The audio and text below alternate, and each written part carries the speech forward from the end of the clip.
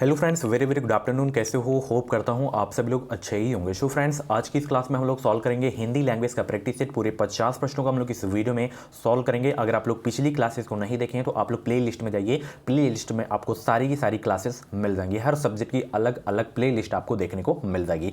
इस क्लास की PDF आपको बिल्कुल फ्री में मिलेगी हमारे टेलीग्राम चैनल पर। वीडियो के डिस्क्रिप्शन बॉक्स में टेलीग्राम चैनल की लिंक दे दिया हूँ। यहाँ पे डेली क्लासेस का टाइमिंग देख सकते हैं। चलिए क्लास को स्टार्ट करते हैं। ये कंप्लीट सिलेबस नोट्स हैं। इस क्रैश कोर्स में आपको सभी सब्जेक्ट के मोस्ट इंपॉर्टेंट 5000 से ज़्यादा भी क्वेश्चंस आपको देखने को मिलेंगे। एंड इसमें आपको 10 ईयर के प्रीवियस पेपर्स भी आपको देखने को मिल जाएंगे। ये सभी वर्गों के लिए क्रैश कोर्स है। 500 पेज की लगभग ये PDF है, निचोड़ नोट्स है।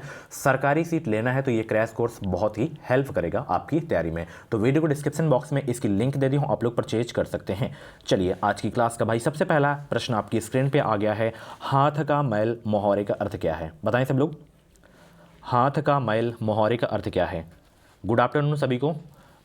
2023 में बेहतरीन अंकों के साथ अगर आपको बीएड में एडमिशन लेना है तो इस चैनल को आप लोग सब्सक्राइब करें। इस चैनल से आपको निश्चित ही मदद मिलेगी। जो भी बीएड एंट्रेंस एग्जाम की अपडेट है वो अपडेट आपको सबसे पहले हमारे चैनल के माध्यम से ही देखने को मिलेगी। तो हाथ का मैल मुहावरे का अर्थ है तुच्छ वस्तु। क्या होता है भाई? हाथ का मैल मुहावरे का अर्थ है तुच्छ वस्तु।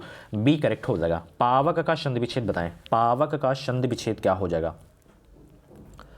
पावक का संधि विच्छेद क्या हो जाएगा भाई? बताने का प्रयास करेंगे। पावक का संधि विच्छेद क्या होगा? जवाब देने का प्रयास करेंगे। मोस्ट इंपॉर्टेंट क्वेश्चन आपके एग्जाम के लिए, और बहुत सारे लोग इसमें कंफ्यूज होते हैं। आज के बाद डाउट क्लियर नहीं होगा। जैसे पवन हो गया और पावक हो गया, इनका संधि विच्छेद अक्सर एग्जाम में पूछा ही जाता रहता है। अगर आपके मन में बीएड से संबंधित कुछ भी डाउट्स है तो ये हमारा व्हाट्सएप नंबर है, इसमें आप लोग कॉन्टैक्ट कर सकते हैं। 7905632533 पे आप लोग हमें मैसेज भी कर सकते हैं। तो नोट कर लीजिए सभी लोग इस नंबर को। तो देखिए यहाँ पे पावक का संधि विच्छेद पूछा गया तो पौधन अक होता है। क्या होता है? पौधन अक इसका संधि विच्छेद होता है। ठीक है। पवन का बताएं। पवन का अगर पूछ ले पवन का संधि विग्रह क्या होता है पवन का, तो पोधन अन होता है। ठीक है, पोधन अन होता है। कंफ्यूज नहीं होना है आपको। ठीक है, चलिए आगे चलते हैं। कलम तोड़ना मुहावरे का अर्थ क्या है? बताएं सब लोग, कलम तोड़ना मुहावरे का अर्थ क्या है? और हिंदी की टॉपिक वाइज की भी 3 क्लास हो गई हैं। उस क्लास को नहीं देखें तो प्ले लिस्ट में जाइए। हिंदी टॉपिक वाइज के नाम से एक प्ले लिस्ट होगी, इसमें आपको क्लास मिल जाएगी।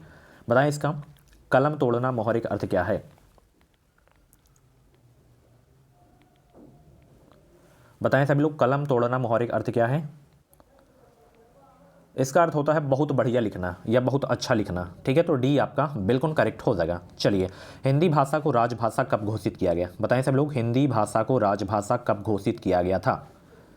और आज भाई विश्व हिंदी दिवस है। विश्व हिंदी दिवस की सभी लोगों को शुभकामनाएं मेरी ओर से, एजुकेशन विद साहिल फैमिली की तरफ से।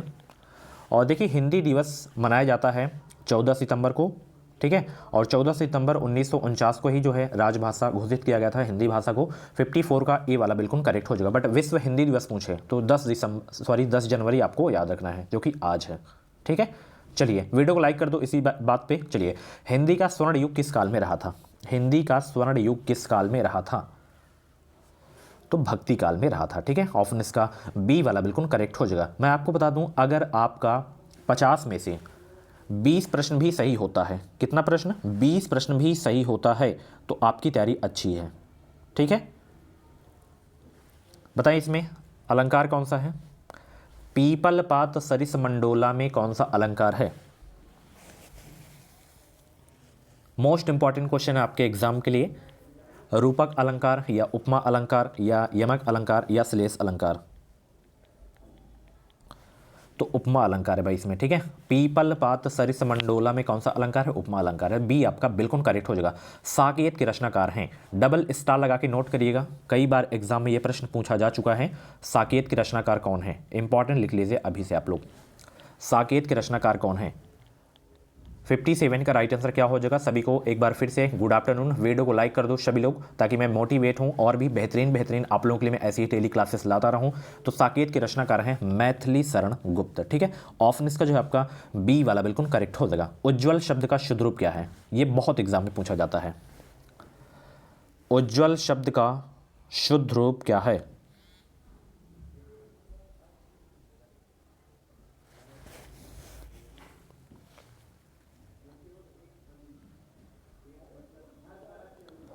बताएं सब लोग, उज्ज्वल शब्द का जो है शुद्ध रूप क्या होगा, ये वाला होगा, ठीक है, ये ध्यान रखिएगा, इसी को याद रखिए, यही इसका शुद्ध रूप है, ठीक है।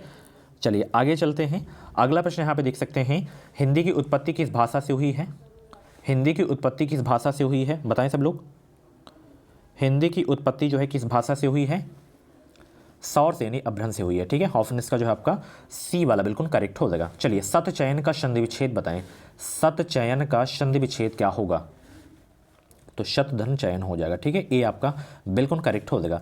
अंधेर नगरी चौपट राजा नाटक किसने लिखा, और ये क्वेश्चन अभी मॉर्निंग की क्लास में मैं पूछा था आप लोगों से, बहुत सारे लोग जवाब भी दिए हैं, तो आप लोग भी जवाब दिया करें, क्योंकि लास्ट में आप लोगों को मैं एक होमवर्क दिया करता हूँ, एक क्वेश्चन आप लोगों के लिए करने के लिए। तो अंधेर नगरी चौपट राजा नाटक लिखा गया है भारतेंदु हरिश्चंद्र के द्वारा, 61 का सी वाला आपका बिल्कुल करेक्ट हो जाएगा। हिंदी साहित्य का आधुनिक काल कब से प्रारंभ माना जाता है, बताएं 62 का राइट आंसर क्या हो जाएगा। हिंदी साहित्य का आधुनिक काल कब से प्रारंभ माना जाता है, माय डियर फ्रेंड्स, इसे माना जाता है 1850 से माना जाता है। 62 का बी आला आपका बिल्कुल करेक्ट हो जाएगा। चलिए पीताम्बर में कौन सा समास है, पीताम्बर में कौन सा समास है, इस में बहुत सारे लोग जो हैं कन्फ्यूज हुआ करते हैं पीताम्बर में, कि बहुव्रीहि लगाएं या कर्मधारय लगाएं। तो देखिए अगर बहुव्रीहि कर्मधारय दोनों आ जाए उस कंडीशन में हम कौन सा लगाएंगे, तो उस समय हम बहुव्रीहि को लगाएंगे। अगर दोनों में से एक है, देखिए ना इसमें कर्मधारय है केवल बहुव्रीहि है, तो बहुव्रीहि हम लगा देंगे, अगर कर्मधारय होता तो हम कर्मधारय लगा देते। तो पीताम्बर में कौन सा समास है, बहुव्रीहि समास हो जाएगा। अगर दोनों आ जाए तो बहुव्रीहि पे आपको टिक करना है, ठीक है। पंचवटी में कौन सा समास है, बताएं पंचवटी में कौन सा समास है, इसका पहला पद संख्यावाची हो, उसमें कौन सा समास होता है भाई, द्विगु समास हो गया, जैसे पंचवटी हो गया एंड चौराहा हो गया, ठीक है, चार राहों का समूह हो गया। तो पंचवटी में कौन सा समास है, चलिए द्विगु समास हो गया ना। आगे बढ़ते हैं, हिंदी जो है किस अनुच्छेद के अंतर्गत जो है राष्ट्रभाषा कहलाई थी, 343 अनुच्छेद है आपका, ठीक है। 65 का ए आपका बिल्कुल करेक्ट हो जाएगा। जगदीश का संधि विच्छेद बताएं, जगदीश का संधि विच्छेद बताएं, जगत धन ईस, जगत धन ईस, जगत धन ईस, जगत धन दीस, जगदीश का संधि विच्छेद क्या होगा, तो जगदीश का संधि विच्छेद होगा जगत धन ईस, ऑप्शन इसका ए वाला बिल्कुल करेक्ट हो जाएगा, ध्यान से आप लोग देख लीजिएगा। चलिए प्रदर्शनी शब्द का जो है शुद्ध रूप क्या है, प्रदर्शनी शब्द का जो है शुद्ध रूप क्या है, 67 का राइट आंसर बताने का प्रयास करेंगे आप सभी लोग। गुड आफ्टरनून भाई सभी को, वीडियो को लाइक कर दो सभी लोग, शेयर कर दो इस वीडियो को, ताकि और सारे लोग ज्वाइन हो सकें। और 10 फरवरी से भाई आपका ऑनलाइन फॉर्म स्टार्ट हो रहा है और 20 अप्रैल को आपका एग्जाम है, तो तैयारी में जुट जाएं। 400 में से अगर आप लोग 250 अंक ले आएंगे तो आपको सरकारी कॉलेज मिल जाएगा, नहीं तो प्राइवेट कॉलेज से आपको फिर बीएड करना पड़ेगा, कम से कम लाखों रुपये आपको खर्च करने पड़ेंगे। 82,000 तो फीस ही ही आपकी लग जाएगी 2 वर्ष में, और सरकारी कॉलेज मिल गया तो बल्ले बल्ले हैं, बहुत ही कम पैसों में आप लोग बीएड कर लेंगे। तो प्रदर्शनी शब्द का जो शुद्ध रूप है डियर वो है आपका ये वाला, ठीक है। चलिए आगे चलते हैं, अरबी भाषा का कौन सा शब्द है इसमें, अरबी भाषा का कौन सा शब्द है इसमें, बताएं सब लोग, अरबी भाषा का कौन सा शब्द है, नमाज हो गया, दीदार हो गया, गुनाह हो गया, गवाह हो गया, तो अरबी भाषा का जो इसमें शब्द है वो है गुनाह, सी आपका बिल्कुल करेक्ट हो जाएगा। चलिए पंचगद्दा एक संख्यावाची शब्द है, अर्थ की दृष्टि से इसके अंतर्गत आने वाले पदार्थ हैं 2, 4, 5, 6, बताएं आने वाले पदार्थ कौन से हैं, तो वो हैं आपके 5, ठीक है, सी आपका बिल्कुल करेक्ट हो जाएगा। रामचरित मानस में समायोजित कुल कांड हैं कितने, बहुत ही जबरदस्त प्रश्न है।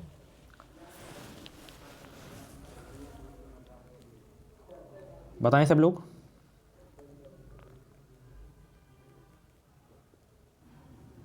रामचरितमानस में समायोजित कुल कितने कांड हैं, 7 कांड हैं। 70 का सी आपका बिल्कुल करेक्ट हो जाएगा, ठीक है। इंपॉर्टेंट क्वेश्चन है आपके एग्जाम के लिए, एग्जाम में एक क्वेश्चन और पूछा जाता है कि रामचरितमानस किस भाषा में लिखा गया है, अवधी भाषा में लिखा गया है, ध्यान रखिएगा अवधी भाषा में लिखा गया है, तो इस प्रश्न को भी आप लोग नोट कर लीजिएगा, ठीक है। चलिए संस्कृत भाषा के पहले जो है कौन सी भाषा थी आपको बताना है, संस्कृत भाषा के पहले जो है कौन सी भाषा थी, बताएं सब लोग। 71 का जवाब देने का प्रयास करेंगे। संस्कृत भाषा के पहले कौन सी भाषा थी, प्राकृत भाषा थी। 71 का सी आपका बिल्कुल करेक्ट हो जाएगा। चलिए किस लोकवक्ति का अर्थ जो है वैभव क्षणिक होता है, किस लोकवक्ति का अर्थ जो है वैभव क्षणिक होता होगा, बताएं सब लोग। 72 का राइट आंसर क्या होगा, तो हो जाएगा 4 दिन की चांदनी फिर अंधेरी रात, डी आपका बिल्कुल करेक्ट हो जाएगा। ठीक है, चलिए लखनऊ में प्रत्यय बताएं, लखनऊ में शब्द में प्रत्यय बताएं। 73 का भाई राइट आंसर क्या होगा? 50 में से जितने भी क्वेश्चंस आपके करेक्ट हों कमेंट बॉक्स में नाम स्कोर जरूर बताइएगा। कुछ भी डाउट्स हैं कमेंट बॉक्स में भी अपना डाउट क्लियर कर सकते हैं, व्हाट्सएप पे हमें मैसेज कर सकते हैं, इंस्टाग्राम पे भी आप लोग हमें डीएम कर सकते हैं। वीडियो को डिस्क्रिप्शन बॉक्स में इंस्टाग्राम आईडी की भी लिंक आपको मिल जाएगी। लखनऊ शब्द में प्रत्यय बताएं। ई प्रत्यय है आपका। ठीक है, डी आपका बिल्कुल करेक्ट हो जाएगा। अंगुली में आटा गीला करना मोहरे का अर्थ क्या है? अंगुली में आटा गीला करना मोहरे का अर्थ क्या है? बताएं सब लोग। अंगुली में आटा गीला करना मोहरे का अर्थ क्या है? व्यर्थ का काम करना। ठीक है, 74 का डी वाला आपका बिल्कुल करेक्ट हो जाएगा। निम्नलिखित में से कौन सा तत्सम शब्द है इसमें? तत्सम शब्द बताएं कौन सा है इसमें? तत्सम शब्द कौन सा है इसमें? तो तत्सम शब्द इसमें है आम्र, इसका तद्भव आम हो जाएगा। ठीक है, ऑप्शन इसका जो है आपका ए वाला बिल्कुल करेक्ट हो जाएगा। आंसू का अश्रु हो जाएगा। दानवीर में कौन सा समास है भाई बताएं? दानवीर में कौन सा समास है? दानवीर में कौन सा समास है? 76 का जवाब देने का प्रयास करेंगे। दानवीर में कौन सा समास है? तत्पुरुष समास हो जाएगा। ठीक है, ऑप्शन इसका डी वाला बिल्कुल करेक्ट हो जाएगा। समास हो गया, संधि हो गया, इनसे प्रश्न आने ही आने हैं और हर टॉपिक की टॉपिक वाइज क्लास होगी, एक भी डाउट नहीं रहेगा। हिंदी में बेहतरीन स्कोर कराऊंगा, 45+ क्वेश्चन आप लोग एग्जाम में करके आएंगे। ठीक है, चुनाव में नेता लोग पानी की तरह रुपया बहाते हैं, इस वाक्य में पानी का क्या अर्थ है बताएं? पानी का अर्थ बताएं, इस वाक्य में पानी का अर्थ क्या है? व्यर्थ, मतलब व्यर्थ ही बहाते हैं पैसा। तो 77 का बी आपका बिल्कुल करेक्ट हो जाएगा। कल्पना का विपरीतार्थक शब्द कौन सा होगा? कल्पना का विपरीतार्थक शब्द कौन सा होगा? 78 का जवाब देने का प्रयास करेंगे। कल्पना का विपरीतार्थक शब्द कौन सा होगा? यथार्थ हो जाएगा। ठीक है, 78 का ए आपका बिल्कुल करेक्ट हो जाएगा। इसमें कौन सा शब्द पुल्लिंग है बताएं? कौन सा शब्द पुल्लिंग है? पुल्लिंग शब्द आपको छांटना है इसमें। 79 का राइट आंसर बताएं सभी लोग, कौन सा शब्द पुल्लिंग है इसमें? आलस्य आपका जो है शब्द पुल्लिंग है। 79 का डी आपका बिल्कुल करेक्ट हो जाएगा। आंख का पर्यायवाची शब्द कौन सा नहीं है इसमें? आंख का पर्यायवाची शब्द कौन सा नहीं है ये आपको बताना है। बताएं सब लोग, आंख का पर्यायवाची शब्द कौन सा नहीं है? तो इसमें चक्षु, अच्छी, लोचन, ये सब आंख के पर्यायवाची हैं। धात्री इसमें जो है आंख का पर्यायवाची नहीं है। 80 का डी वाला आपका बिल्कुल करेक्ट हो जाएगा। 5-7 की लकड़ी एक जने का बोझ लोकवक्ति का अर्थ है। 5-7 की लकड़ी एक जने का बोझ लोकवक्ति का अर्थ क्या है? बहुत कठिन कार्य होना, असंभव, बड़ी शर्त रखना, छोटे या कमजोर व्यक्ति की बात को कोई लाभ नहीं मानता, कोई बात मतलब नहीं मानता, मिलकर काम करने से कठिन कार्य भी सरल हो जाता है। तो 5-7 की लकड़ी एक जने का बोझ लोकवक्ति का अर्थ है कि मिलकर काम करने से कठिन कार्य भी सरल हो जाता है। 81 का जितने भी लोग डी जवाब दिए उनका आंसर बिल्कुल सही हो जाएगा। रिक्शा किस भाषा का शब्द है बताएं? रिक्शा जो है किस भाषा का शब्द है? रिक्शा भाई बताएं किस भाषा का शब्द है? जापानी भाषा का शब्द है। ऑप्शन इसका सी वाला बिल्कुल करेक्ट हो जाएगा। अंग्रेजी शब्द ड्रॉफ्टिंग का भारत सरकार द्वारा स्वीकृत हिंदी अनुवाद होगा। अंग्रेजी शब्द जो है ड्रॉफ्टिंग का भारत सरकार द्वारा स्वीकृत हिंदी अनुवाद होगा आरोपण में। ठीक है, बी आपका बिल्कुल करेक्ट हो जाएगा। स्पर्श व्यंजन कौन सा है भाई? कल की क्लास अगर आप लोग देखे होंगे तो स्पर्श व्यंजन आप सभी लोग बता देंगे। वर्णमाला की भाई क्लास हुई है कल, अगर वर्णमाला की क्लास अगर आप लोग नहीं देखें तो जाके देखिए आप लोग। स्पर्श व्यंजनों की संख्या भाई 25 होती है, का वर्ग से पा वर्ग तक।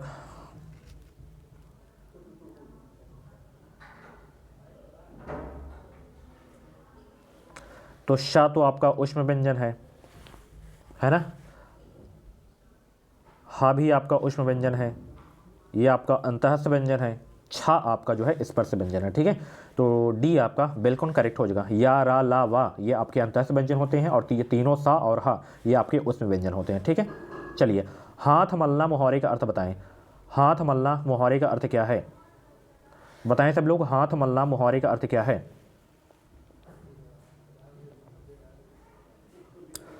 हाथ मलना मुहावरे का अर्थ है पछताना। क्या होता है इसका अर्थ? इस मुहावरे का अर्थ हाथ मलना का पछताना होता है। ठीक है, चलिए निम्नलिखित में से कौन सा तद्भव शब्द है इसमें बताएं? तद्भव शब्द आपको बताना है इसमें।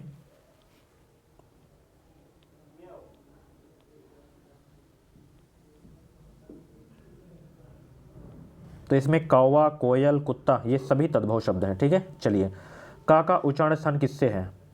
कर की क्लास अगर आप लोग देखे होंगे तो देखिए 2 प्रश्न आपको मिले ना कल की क्लास से ही केवल। तो 100% जो टॉपिक वाइज की मेरी क्लास होगी एग्जाम में 100% उससे आपको क्वेश्चन देखने को मिलेंगे। बस एक विश्वास के साथ हमारे साथ जुड़े रहें, इस चैनल से आपको निश्चित ही मदद मिलेगी। बार बार मैं कहता हूँ, इस बार रिजल्ट हमने बहुत ही अच्छा दिया है 2022 के एंट्रेंस एग्जाम में, तो आप लोग भी तैयारी करें। बिल्कुल फ्री में तैयारी कराऊंगा, एक भी पैसे मैं आप लोगों से नहीं लूँगा, ना पैड कोर्स ने कुछ नहीं लूँगा, केवल यूट्यूब पे क्लास चलेगी बिल्कुल फ्री में। तो का उच्चारण किससे होता है? का वर्ग का कंठ से होता है, ठीक है। अकुह विसर्जनीयाम कंठा याद रखना है। तालु चा वर्ग का, मूर्धा दंत, ये मैंने बताया था ना सा, ये सा का उच्चारण किससे होता है? दंत से होता है, ठीक है। चलिए, तरी का जो है पर्यायवाची शब्द कौन सा है? तरी का पर्यायवाची शब्द कौन सा है? तरी का पर्यायवाची शब्द कौन सा है? नौका है। ऑप्शन इसका डी वाला बिल्कुल करेक्ट हो जाएगा। निम्नलिखित में से कौन सा शब्द इसमें स्त्रीलिंग है? बताएं कौन सा शब्द इसमें स्त्रीलिंग है? 89 का जवाब देने का प्रयास करेंगे सब लोग। कौन सा शब्द इसमें स्त्रीलिंग है? इसमें गिलहरी आपका शब्द जो है स्त्रीलिंग है। ऑप्शन इसका डी वाला बिल्कुल करेक्ट हो जाएगा। छतरी शब्द में प्रत्यय बताएं आप लोग।